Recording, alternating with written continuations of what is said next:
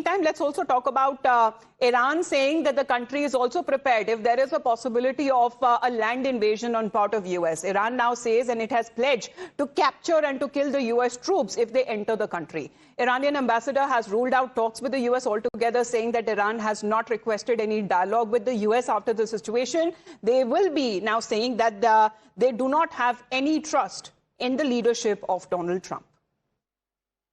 So the ball is in the room of who has started the aggression. If they stop today the aggression, we are defending, we are not on offense. I think diplomacy down the road is the only option that each country has.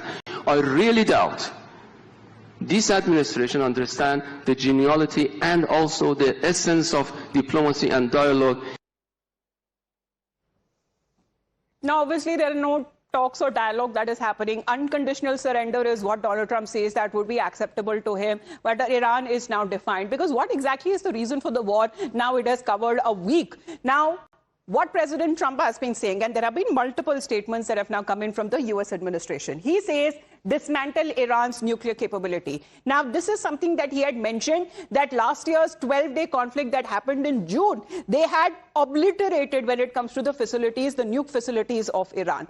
Then, possible objective, was it the change of regime? Because Ayatollah Ali Khamenei was killed on day one, and he seems to be urging the people of Iran to rise up against the regime. However, that doesn't seem to be happening. Then also saying that eliminate Iran's missile capability. That is what now we are looking at, over 3,000 targets that have now been done on part of the US Defense Forces in the last 1 week in Iran, across Iran. And another reason saying that Israel was going to attack Iran.